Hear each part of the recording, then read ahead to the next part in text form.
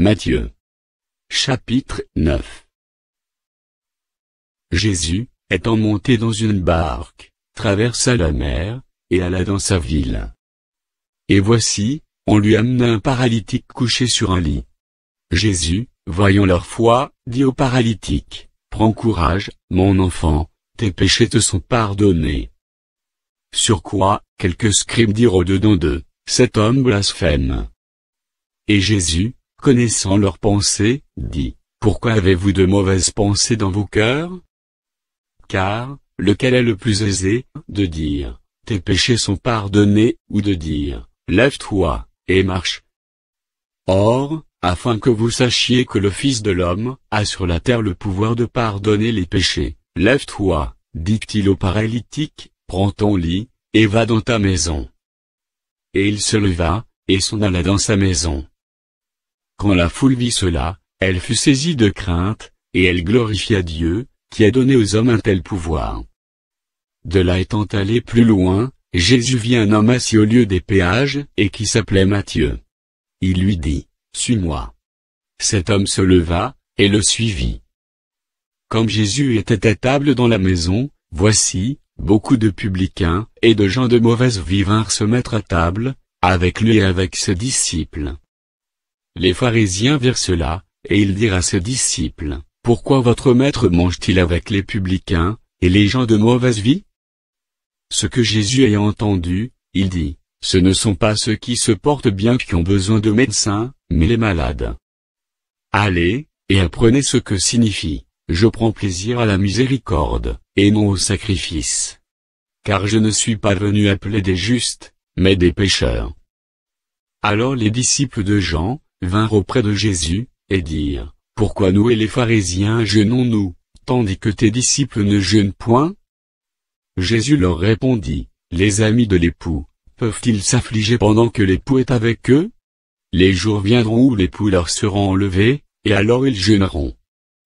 Personne ne met une pièce de drap neuf à un vieil habit, car elle emporterait une partie de l'habit, et la déchirure serait pire.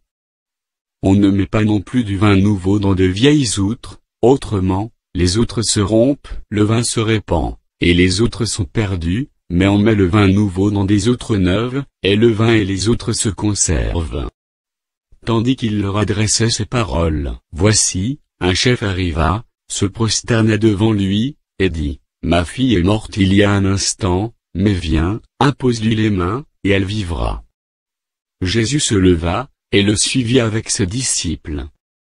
Et voici, une femme atteinte d'une perte de sang depuis 12 ans s'approcha par derrière, et toucha le bord de son vêtement.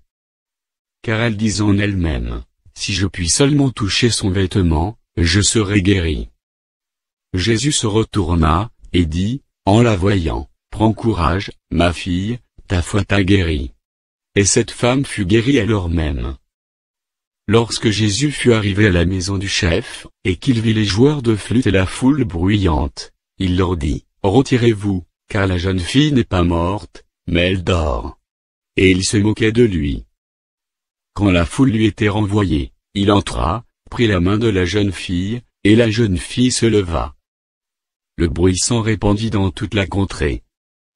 Étant parti de là, Jésus fut suivi par 2 aveugles qui criaient, « Aie pitié de nous, fils de David. » Lorsqu'il fut arrivé à la maison, les aveugles s'approchèrent de lui, et Jésus leur dit, « Croyez-vous que je puisse faire cela? » « Oui, Seigneur, lui répondirent-ils.